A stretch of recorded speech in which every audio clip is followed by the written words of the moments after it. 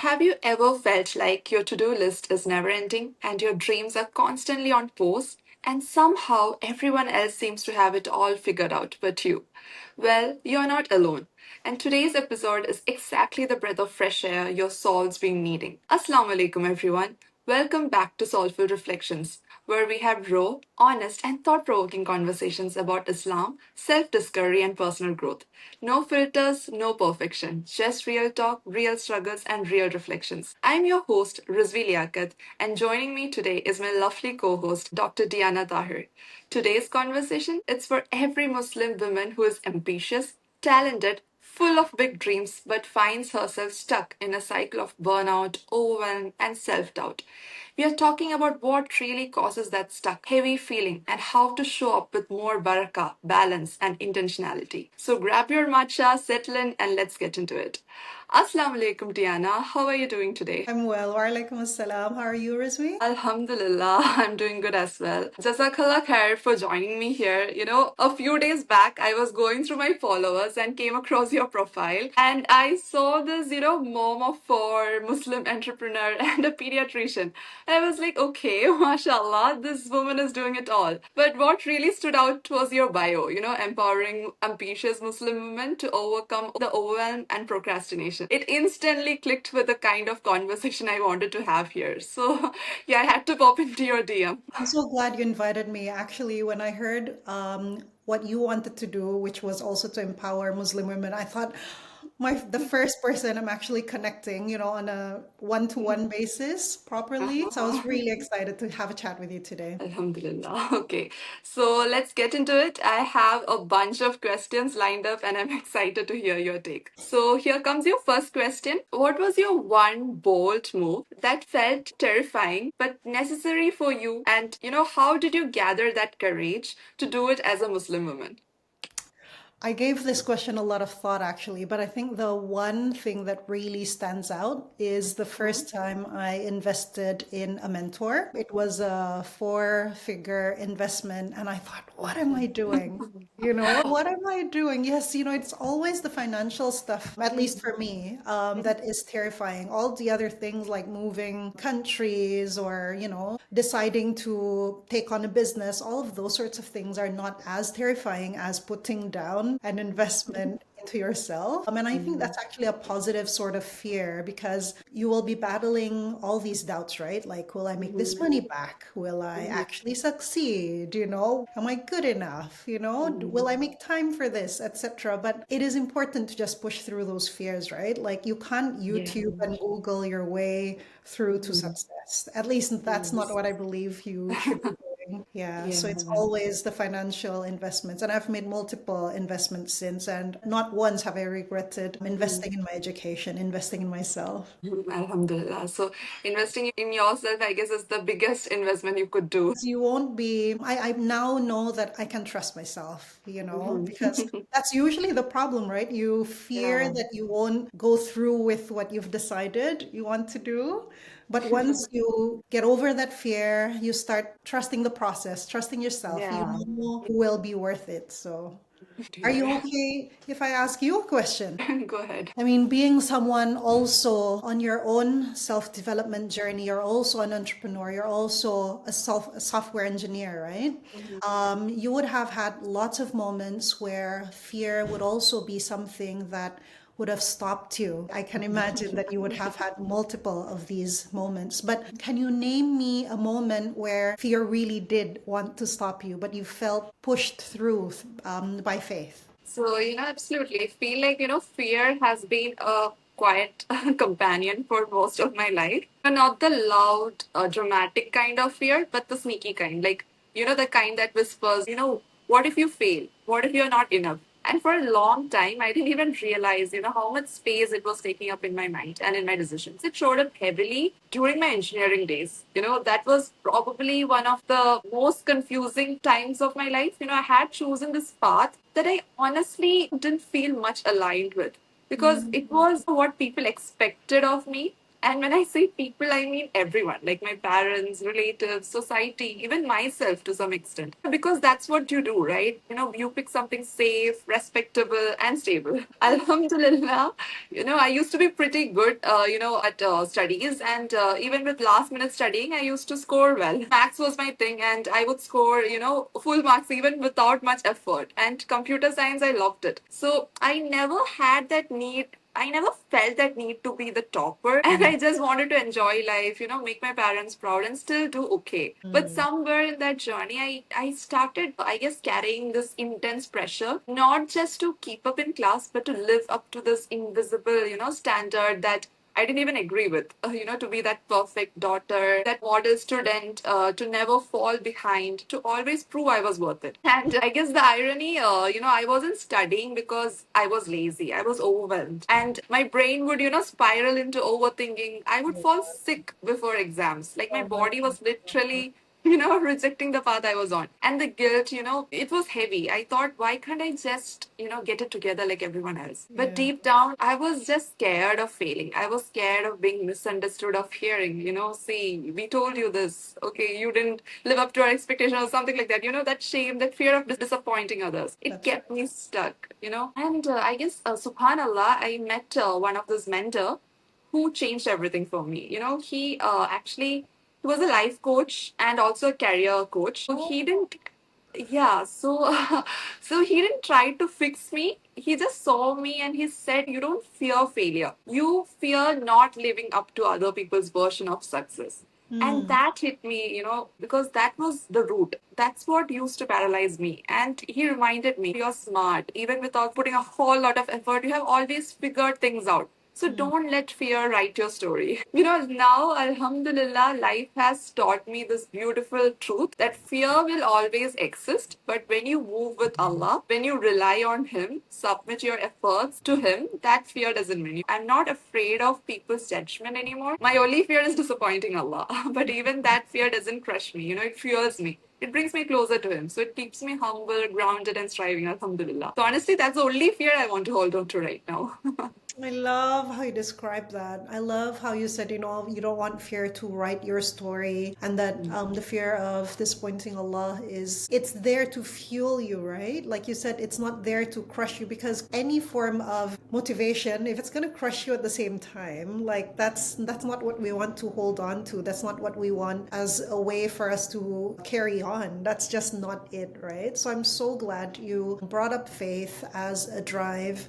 And actually, just thinking about that, I'm glad to hear that you found that quite early on, because I know quite a few of our own Muslim sisters who are unfortunately, like, they go through their own self-development journey, but they don't find faith as a drive early on. I certainly didn't. I went through lots of these Western courses, Western programs, because it was what was available at the time, or at least it was what was available to me at the time.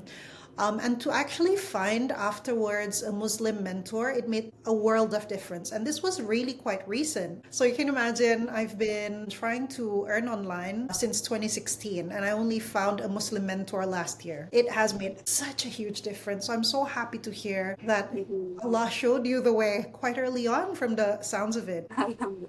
So I would jump on to the next question for you. How do you hold on to your why? Because everyone wants to hear everyone's why and get inspired and motivated from that, right? But how do you hold on to it? When the path feels heavy or when it gets really lonely. Yeah, I think we all know this. Like, as entrepreneurs, we do realize that it is a very lonely journey, right? Like, nobody else, at least not anybody else in my immediate circle, understands your dreams. Like, nobody else has all these delusional ideas of what life should look like. And even if you share it with them, they don't quite grasp how important these dreams are to you. They're not dreams really. They are realities that are going to happen, inshallah, bi'idhnillah, but they're just not there yet, right? And when it gets really hard, as entrepreneurship is usually, and when there's nobody really to support you, I think yes, we do want to hold on to our why, but sometimes it is important then to also, like I said, have someone guide you, someone reframe the process for you, right? Like everybody says that it gets hard and hard, it gets harder and harder until you're nearly there. And then some people would turn back, some people would just quit, but you're nearly there, right? Rather than start over, try a new business model or whatever, you just need to get over that, hopefully, last few speed bumps in order to get to the other side. So having someone, a coach, a mentor who has done the journey before you, knows where you are on your own journey, that's number one. That helps me keep going. And number two, having the correct environment, right? Like, make sure you're always in a community of other women who have the same drive as you, have the same purpose as you, understand the crazy dreams you have, the ones that don't make sense to anyone, the ones that don't make sense when you verbalize them, right? That also always helps. Even the why themselves, sometimes because my why would be my family, and I look at them and I'm like, there is no way I don't push through. Like I said, I've been doing this since 2016. Like, why would I want to quit now? It's what now? 10? Has it been 10 years? 9 years Yeah, since we 9 years. started, right? Why would I want to quit now when I've gone so far, achieved so much? There is no turning back. There is only forging straight ahead, realizing that things are getting better and better. We're inching closer and closer. The why also needs to be stronger. Realize that, like, initially I thought it was purely for my family, but until I met my mentor, my Muslim mentor, at the end of last year, I realized that there was a much bigger purpose that has been driving me this entire time, but I didn't quite grasp it, and that is to actually make a difference the way you want to, right? For the other Muslim women, you want to show up for them, you want to show them it can be done, it should be done. Who else is going to do it? It should be us, the ones who have gone through it, who want to face forward, who want to show others that you don't have to look a certain way, you don't have to sound a certain way, you don't need to come from a certain place to inspire others, to show other Muslim, not just women, but just the Muslims in general, that there are so many other ways of writing this story, of being leaders, of showing up. We don't all have to be, for example, in the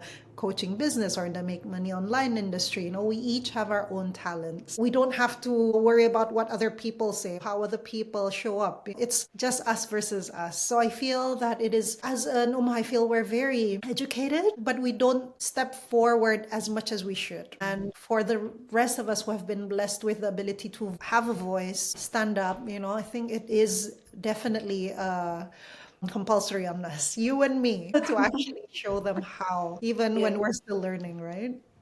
Yeah, Alhamdulillah, I loved your answer. It's more like, as you told, finding a mentor, Muslim mentor, women who would actually guide you to the path. It's myself, I'm struggling to find one, I could say, because I have been, as you told, you're making that financial investment, right?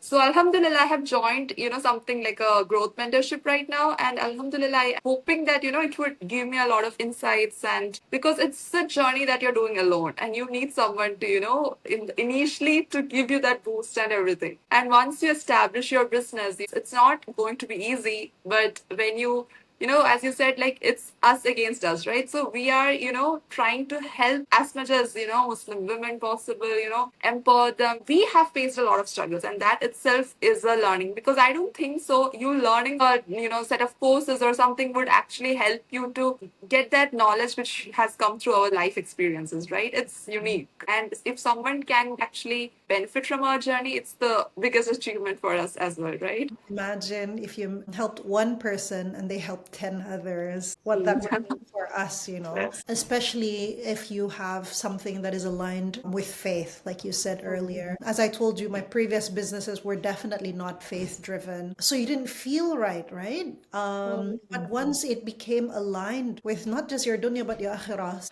you're like, wow, if you just impacted one person and this person went on and did so much goodness to others, what that would mean for me. Yeah, Yeah. you talked about barakah in the initially, right? Like it would be multiple fold. So Yes. yeah, it's very, very good to be aligned with faith. No matter how many years it took me. So yes. Yeah, Alhamdulillah. Can I ask you what sort of things like society have told you, or the things you tell yourself, right? Like the labels you identify with, or the narrative you have in your head. What sort of things like that did you have to disprove or unlearn or relearn so that you could show up the way you have shown up right now as such a confident and empowered Muslimah? Alhamdulillah, sister, like, where do I even start with this one, right? I guess I could say many. Like, I think, being a Muslim woman in today's world means constantly being caught between two extremes. One side, society pushes this hyper individualistic version of confidence, bold, loud. I could say unapologetically rebellious, maybe. And on the other side, some parts of our culture, just our culture, not our deen, it tries to silence you, tell you that good girls are quiet, obedient, and pleasing. So you're just confused. Like, who am I even allowed to be, right?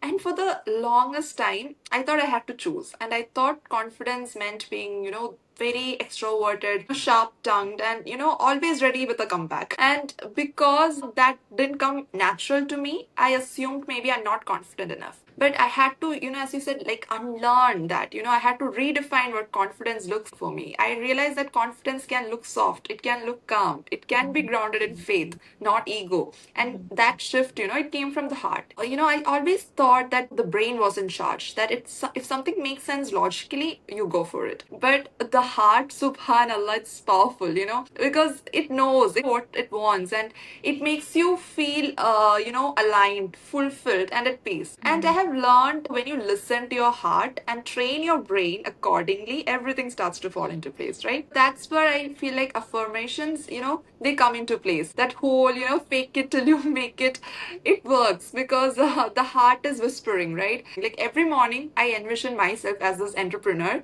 I talk like her, make decisions like her, and slowly my brain catches up and it builds that belief. But I also pair it all up with the prayer, with istikhara. I ask Allah for guidance. I constantly make this dua to protect me, from whispers of shaitan, soften my heart, to remove envy, arrogance, and that resentment. Because confidence without a pure heart, that's not confidence, it's pride, I could say. And if I talk about hijab for a second, that was another label I had to rewrite. When I chose it, it was for Allah, but people didn't make it easy. I got hit with all kinds of, assumptions. You're too bold to wear hijab, you wear makeup, so what's the point? You're too outspoken for a religious girl, you won't get a job if you go like this. And for a while, I, let those voices in. I started wondering, should I tone it down? Because I realized my faith and my voices aren't at war with each other. They are allies, I could say. And the moment I started trusting myself truly, I stopped seeking validation. I also stopped trying to explain myself to people who were committed to misunderstanding me. I stopped over explaining, my career choices, my personal decisions, my identity. If you see me with love, Alhamdulillah. Now, if you don't, that's okay too, right? Now, every day I ask myself, what would the woman I want to become do today? And then I show up as her, even if it's messy, right? Even if I don't have it all figured out. Because at the end of the day, I'm not here to fit into anyone's version of ideal. I'm here to serve Allah, to uplift my sisters, and to build a life that reflects my values unapologetically. So, yeah. I'm sure that took some sort of a journey, though, right? Like a lot of people wouldn't even manage to get through. I mean, wouldn't be able to ignore the voices. You have come right out the other way. How long do you think that journey was for you to just, Alhamdulillah. I guess, so I was 22, lost, still figuring out my life and everything. Then something happened in my life that took a 360-degree turn for me. I was divorced at a pretty young age, and that changed me. That literally changed me, and it, opened up a version of me that I never knew existed. It made me bold, it made me strong, it actually empowered me. So it was a wake up call for realities, but still faith was not present. That I could say it came, in last year. last Ramzan. Oh, Alhamdulillah. So it was all, it was there in all my life, but I felt never attached to it. But yeah. it was all last year. I was like, yeah, this is it. This is something that I have been waiting for. This is the approval I need to seek, right? From Allah. And then it was like a constant effort to come closer each and every day, right? Step by step. Alhamdulillah, I started making every changes in my life. And I could say Tahajjud helped me a lot. You make the dua, if it is sincere, it actually works. So the journey has been pretty, I could say, not, very long, but I'm still in that figuring out stage, right? And still improving, still, day by day, I'm just striving to do better, right? So Alhamdulillah, it's all with the help of Allah. So 2024 was really a good year for the both of us, me in finding faith within business and you Yeah. with finding Islam, alhamdulillah. Okay, so Alhamdulillah. that's really good to hear, mashallah. Yeah. Okay, so I guess I would ask you, what's one piece of advice you would give Muslim women who knows she's meant for more, but that self-doubt, she feels, paralyzed by it and just can't move forward, right? So, Okay, so self-doubt, right? We all battle with it in whatever shape or form, it will always show up. But self-doubt in an empowered Muslim woman, someone with talent, someone who has dreams, someone who has goals, I view this as something separate. I view this as a person shaitan does not want to succeed because of the potential impact they have, right? A lot of people are still sleeping. A lot of people don't realize their purpose. A lot of people can't even look beyond their own life, let alone someone who not just has goals about their own little life, but also I want to help others. I want to change the world. I want to help bring these Muslim women up. I want to, whatever bigger goals they have. And so for this person, self doubt to me is simply shaitan whispering in their ear, telling them things that he knows will bring them down, like you're not good enough, nobody's gonna listen to you. It might be even the angle of the hijab, right? Like, who are you to wear the hijab? Who are you to talk about Islam if you're not wearing the hijab? Why would you want to step up? Just, take care of yourself. You haven't even taken care of your own little family, etc., etc., right? Because this person would make such a huge splash if they go out there and do the things they said they want to do. So for this person, I say, ask Allah for help because Allah is more powerful, right? Allah is yes, yes. Akbar from shaitan. And Mm.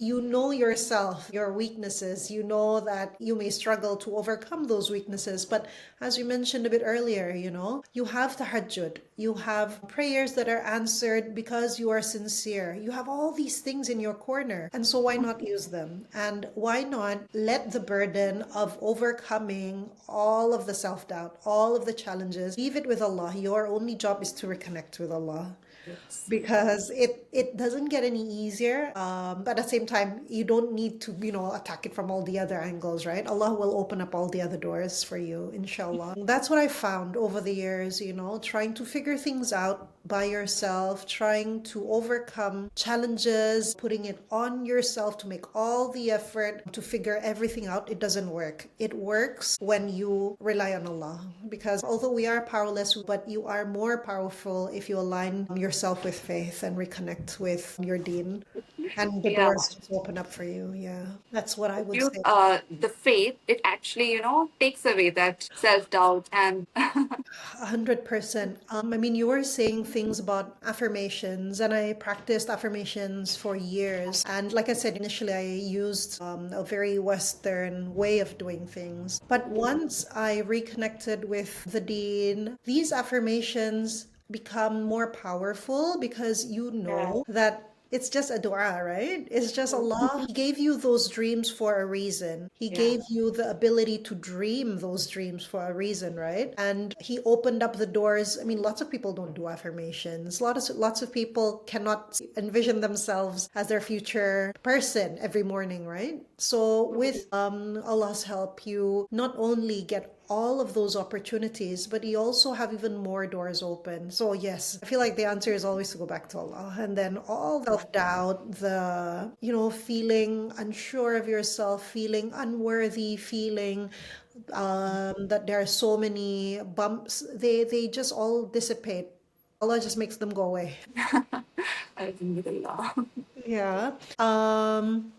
I'm looking at you, and I remember you telling me that you were 22. If you don't mind me asking, how old are you now? I'm Roughly. 25. We are still 25, mashallah, so young.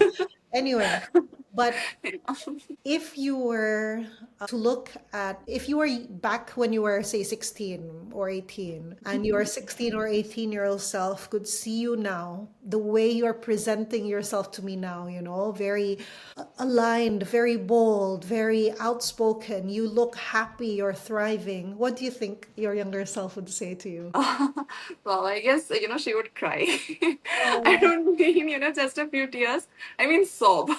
Because for the longest time, that little girl, I guess she just wanted to be seen, not just looked at, but really seen, understood, Mm. heard, loved for who she was, not who people wanted her to be. She was always this kid, I could say, who had a little too much energy, a little too many questions, a little too much imagination. The best kind.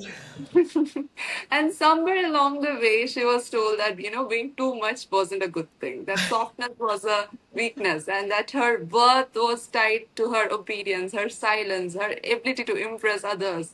She was told to earn love, to earn praise, and all, right? And now, subhanAllah, I have become this woman. She used to imagine, or, I used to remind myself all the time. And this is like my motto, I could say.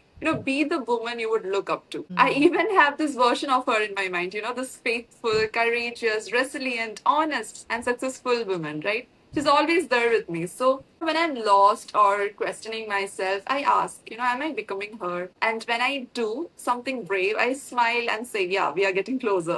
Oh. So it's not about perfection. I have healed parts of me. The 16-year-old me, never would have thought, right? And I taught myself to, rest instead of push.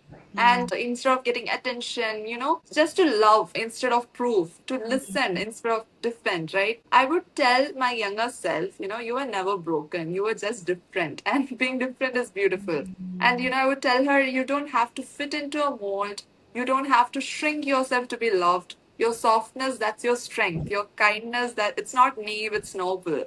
And everything they told you, was too much. It's exactly what makes you powerful. And most importantly, I would tell her Allah has never left her side. And that every fear, every heartbreak, every confusing season, it was all leading her here to a place of intention, clarity, and peace. And so, yeah, she would be proud and maybe a little shocked too, but she would smile and say, we made it. And Alhamdulillah, we're just getting started, right?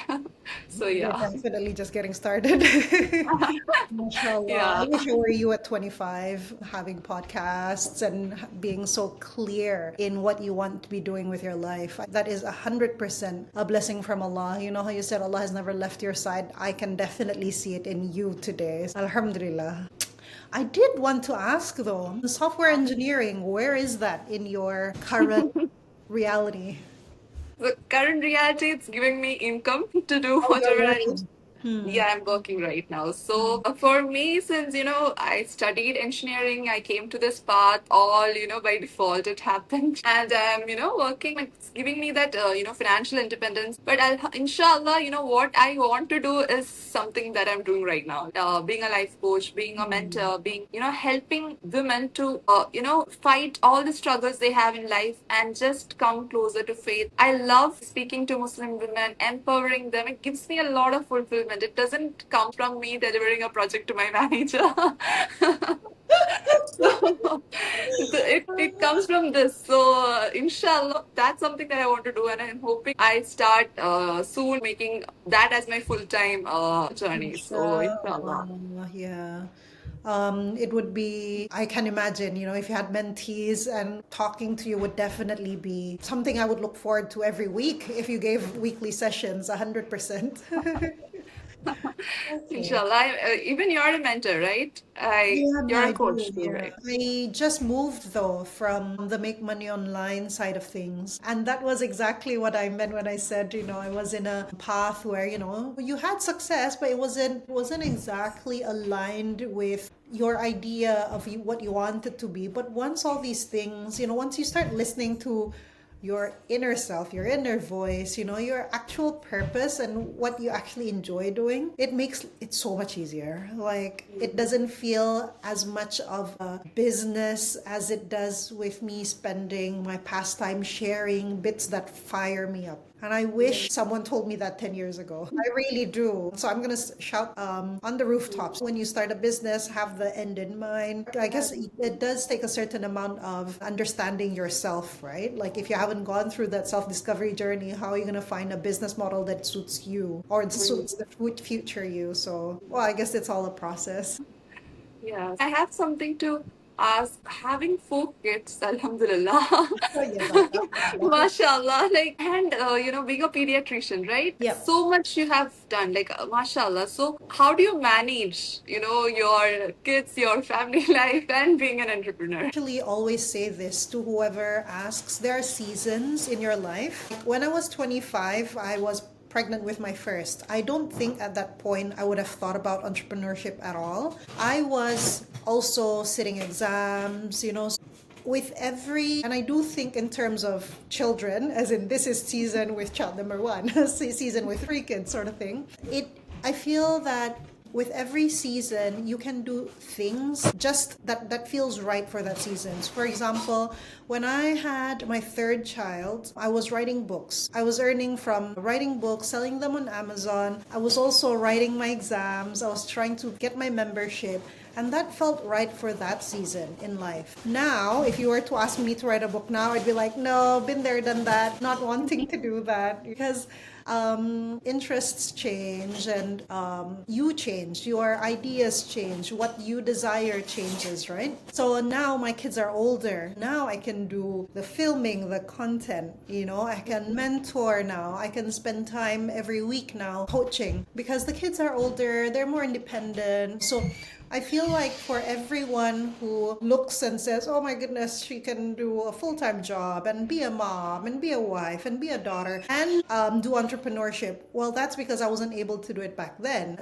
It's now is the season to be doing this. You should always give yourself grace. You can't compare yourself with two children under three with me, who my kids are teens now. I mean, the youngest is still 5. But do you know what I mean? You still look young.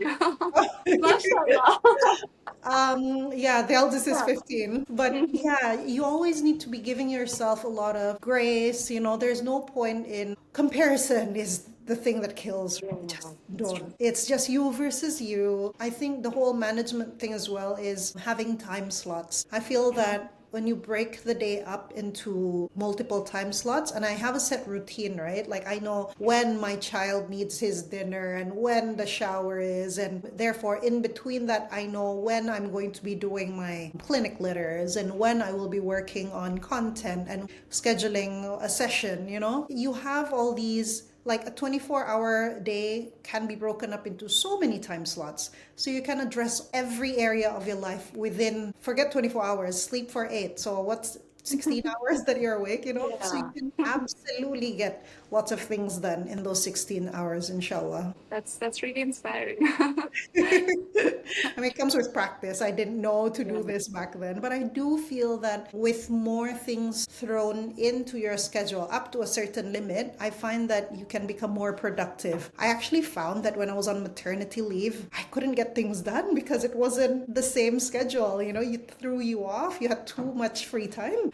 Yeah, so I'm definitely more productive now than when I was 16 or when I was in med school. This is a much more productive time compared to then. Can I ask you what your long-term goals are? Say 10 years from now, where do you see yourself? This is like the interview questions, Oh, from 5 years. Yeah, from 5 years, what do you see? And to be honest, earlier, like the old Rizvi would have been like, I don't want to answer this because I don't plan my next day. How will I know what will I become, 5 years after? But Alhamdulillah, right now I am in a place where I always plan ahead of time, right? Because I feel like it's essential. In Islam, it's more like you are relying on Allah and you don't know when death comes, right? And you don't know, you're more towards, doing as much as good so that you can have that place in Akhira, right? But I feel like even though we should have that plan, because it actually it's for you, it's for your brain, it's for your heart. Because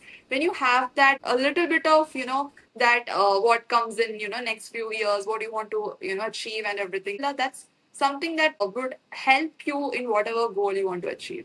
So I feel like, yeah, for me, it would be becoming a successful entrepreneur. For me, it would be starting up my own business, having that freedom, the flexibility to travel around the world, to have time for my family and practice faith. That's the main thing. That having to practice faith, whenever you want to know if you want to read Quran, you want to do that extra prayers, and you want to do how much ever good things you want, right? I need that. That is the main thing, right? And that flexibility only comes by starting something of your own. And Alhamdulillah, I have never thought about this journey before, but it was all, in the process of, healing, finding yourself, not being fully content with the job I do, not feeling happy, in working that 9 to 5 job I'm still doing. But, it's not something that gives me that feeling of, purpose or anything like that. It's just, it doesn't empower me. So I wanted to find that. And Alhamdulillah, right now I'm in that path, I could say, of becoming an entrepreneur, of starting my, journey. And soon, in 10 years, I feel like I would have, hundreds and millions of clients. So that's my dream, to reach to that level. But inshallah, it's all with Allah's guidance and grace. I always make this prayer, if something is good for me, make it happen. If it is, making me more closer to you, making me do more good, that intention is what you need. Then I guess everything falls into place. If Allah wants it to happen, He will make it happen for you. And there's nothing to be, if you don't crack a deal, or if you don't get that much clients, or if life takes, another turn or something, because Allah, might have thought, this path is more better for you. So Alhamdulillah for both of it. You're Yeah. not failing. You're winning in both the cases. So yeah, subhanallah. I think that's a very crucial thing for us to remind ourselves of, especially because, you're entrepreneurs, you have goals, you see outcomes, you're impatient, you have a timeline in your head, right? But it's not by your timeline, it's by Allah's timeline. And like you said, it is like Allah's plans are for the best. There's a reason, you haven't hit your breakthrough month or whatever, because He knows what's best for you. Our dua, they're always answered in one of the three ways, right? So we should not feel, and this is where shaitan goes and says you're not good enough, just stop already, etc. We should never give up on Allah's mercy. It will come. We just don't interpret it as such sometimes, right? And it can take someone else to look from the outside and look into your life and say, mashallah, you've been blessed. You have so much, and you're like, really? Show me, please. What do you mean by that? Because it really sometimes does need an extra set of eyes. You can't see it because you're the one toiling and, doing all these micromanaging, etc. But the person who looks from the outside, they're like, look at where you are right now, look at where you are compared to where you were before or compared to other people, etc. Alhamdulillah, yeah, we should always think the best. I read it somewhere, having,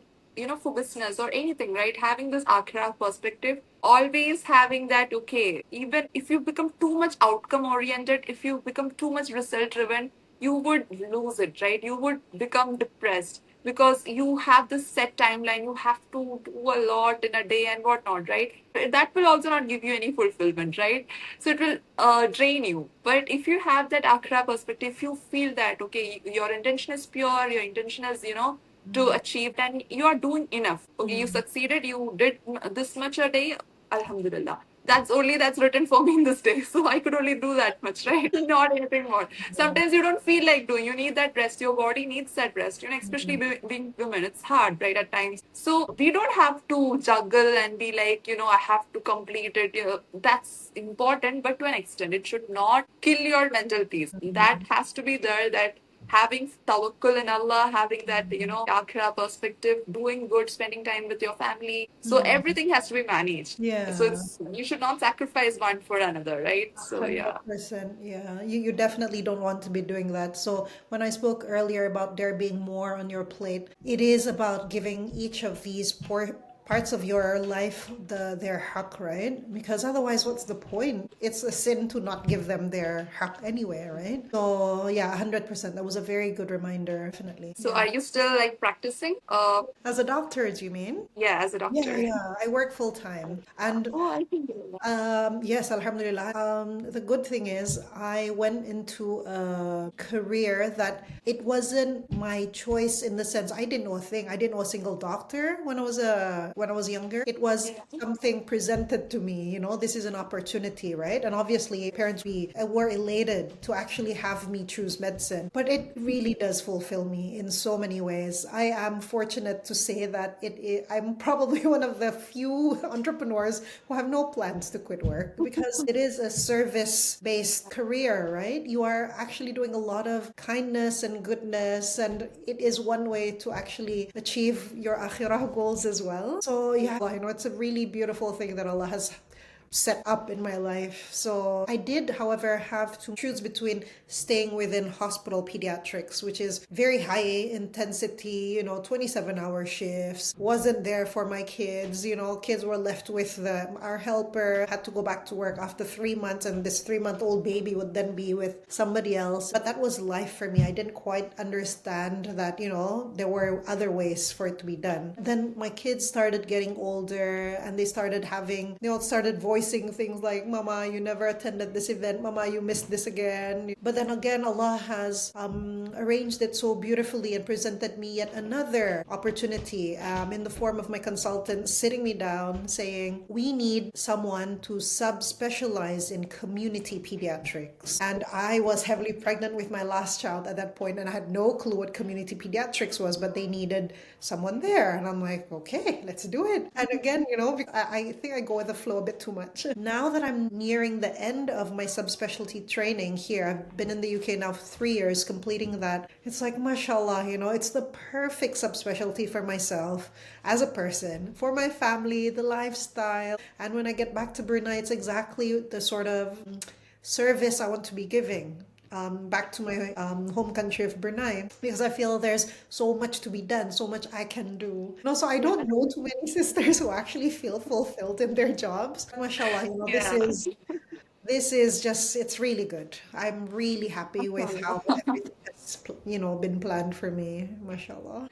Allah blessed you with both, right? Mashallah. So it's actually, yeah, it's rare because even I'm one among the other side, and I don't know when, like you, I would be able to tell I love doing what I do right now. But Alhamdulillah, everything happens for a reason. I guess, me Yes, choosing this career, me having this degree and everything, it maybe I don't understand it right now, but later, when I look back, it is actually helping me a lot in my business, in whatever I'm doing right now, right? So in some or other way, it will help me. it So will. I don't regret choosing this as a career path, but it's always, finding maybe not right now, but inshallah, right? We don't know what life throws in our way, right? So just Definitely. waiting for that Yeah. moment. Yeah. Yeah. So subhanallah, this was, I could say, hands down, one of the most productive and soul nourishing conversation I have had. Oh, Like Diana, Alhamdulillah. Jazakallah khair, Diana, for showing up, showing up so fully and sharing your heart, your wisdom, your lived experience, right? May Allah put immense barakah in everything you do. And you And too as well. was so happy actually. Okay, so to our dear listeners, if you have been stuck in a loop of procrastination, overwhelm, or just feeling like you're not doing enough, I want you to remember this like three things, right? You're not lazy, you're not behind, you're not alone. You are human and Allah sees the effort. Even the ones you haven't been able to, start yet. So take a breath, make that one small move today with sincerity, with intention, and leave the rest to Allah. If still you can't stop your overwhelm, you can approach Dr. Diana.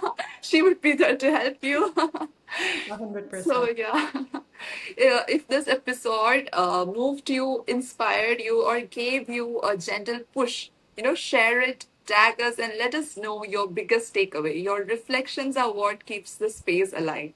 So until next time, keep showing up, keep seeking Allah, and keep doing it from your heart. Assalamu alaikum, everyone.